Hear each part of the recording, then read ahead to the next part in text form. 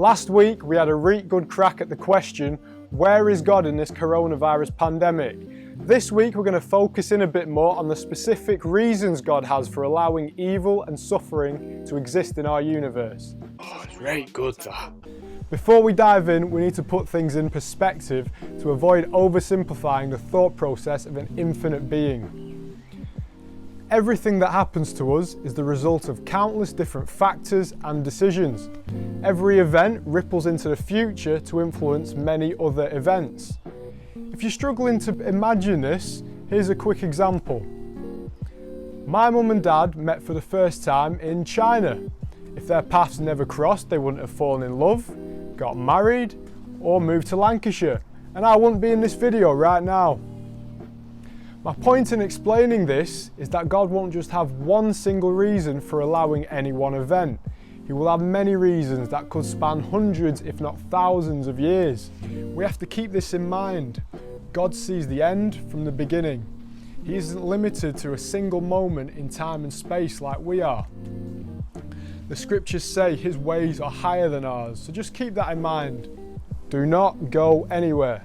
I cut through the ends on a different route. The whole world saviour, real life changer. Born in a manger, Christ is major. No stalling like danger, our sin was great. Oh, it's very good that. See you later. We're going to look at 3 reasons. These are by no means the only ones, but they're biggies that apply to most situations. Number 1, God allows evil and suffering to make real love possible. How does that work? Well, God could have just programmed us to be obedient human puppets, doing exactly what He wants all the time, and by doing this, avoid the possibility of us doing anything bad. But can true love be programmed? Imagine it's the year 3000, you nip to PC World to pick up a robot wife, and you program her to have the perfect personality. You program her to put you first, cook tea on time, and make sure she won't ever give you grief when you stay out with the lads. It might be fun at first, but then you would realise something. Every kind action, every I love you would be an empty, artificial gesture because nothing she does is freely chosen. That kind of love is about as real as Siri's love, or this kind of love. In any relationship, love is only meaningful if it is freely chosen. This ability to choose is what we call free will. God chose to create a real world where we make real choices that have real consequences. The vast majority of suffering and evil is caused either directly or indirectly by the choices we make. Directly in things like abuse and supporting this organisation, and indirectly in things like building a cheap house on a volcanic island, or buying products from companies that pay their workers next to nothing. Take earthquakes. The big one in Haiti was no more violent than ones which hit LA. The same event that causes suffering and death in one place barely affects another. This is because collective human choices have resulted in a world of haves and have-nots, meaning some places can afford to build things properly, while others have to make do. It's the same case with suffering caused by disease and poor health.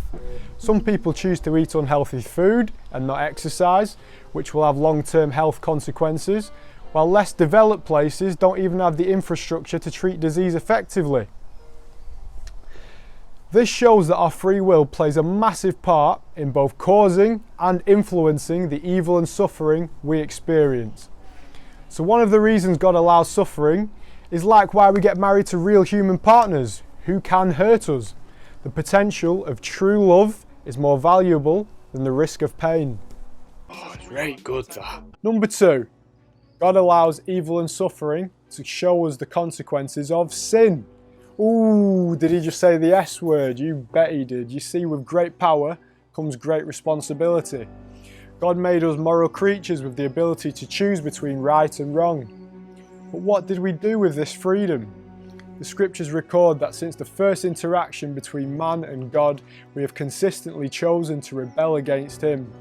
Like rebellious teenagers, we'd rather do what we want than let anyone else tell us what to do. We'd rather create our own truth than submit to the truth. The scriptures say we exchange the truth about God for a lie, to worship and serve created things rather than the Creator. Despite being written over 2,000 years ago, This is so relevant today where billions of people live for creative things like politics, music, sports, careers, entertainment, and human relationships. If something I mention is more important in your life than the God who gave you life, then you, like me, are part of the problem. As a form of punishment, God should, and in most cases does, let us reap what we sow. When I realised this for the first time, my question changed from why does God allow suffering to how do most of us suffer so little given our complete and utter rejection of our Creator. But God is so kind to us. He works to make good come out of bad situations and offers to be right here with us.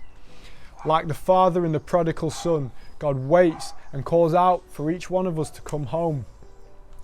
Another consequence of sin is that everything became broken. Ever get that feeling that life shouldn't be this way? Well, you're right. In response to our sin, God made death and decay part of the created order. The scriptures tell us that the payment for sin is death. But that's not the end of the story. The scriptures tell us that even the created order will be released from the cycle of death and decay. This is the eternal state where the people who freely choose Jesus will enjoy a fresh start. Nothing that goes wrong in this life can't be put right in the next. I could get cancer tomorrow and I would go to my deathbed thanking and praising God for His love and mercy. There ain't nothing in this life that a resurrection can't fix. That's the security I have as a Jesus lover, and it's the security God wants you to have too. Oh, it's very good that. And finally, number 3, God allows evil and suffering to shape our character in a way that nothing else can. The Apostle Paul tells us to rejoice in our sufferings because suffering produces perseverance, which produces character, which produces hope, and hope does not disappoint. Think about it for a second. How could we learn to be generous if no one had less than us? How could we learn compassion if no one ever needed help?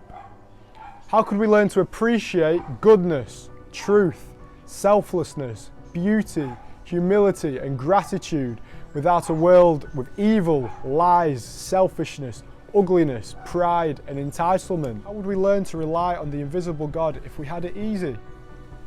Many of us assume that because God is the source of love, His purpose for creating us must be to keep us happy, comfortable, and pain-free, kind of like human pets. But what if God's purpose for creating us is to bring us to know and love Him? That's a massively different purpose. Reality shows us that comfort can make us forget God. This is clear in our culture where we tend to have full fridges but empty spirits. Then you look at places that experience extreme poverty and suffering, and you'll find faith in Jesus thriving. You see, suffering is that moment of truth where you'll either run to God or away from Him. It's the ultimate testing of your priorities, a trial of fire.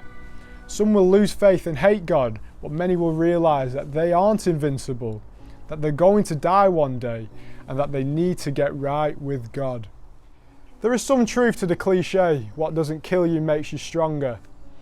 Whatever you're going through, God promises to bring good out of it if you'll let Him by putting your trust in Jesus. I'm going to leave you with a quote from C.S. Lewis. He was an Oxford academic who became a Christian, but he is better known for writing the Chronicles of Narnia. This is what he had to say in his book, The Problem of Pain. God whispers to us in our pleasures, speaks in our consciences, but shouts in our pain. It is His megaphone to rouse a deaf world. Is God giving you a wake-up call right now? Feel free to ping us an email and we'll chat. readgoodministries@gmail.com. Cheers for putting up with me, and if you've been blessed by this video, please like, comment, share, and may God lead us into all truth. Oh, it's very good that.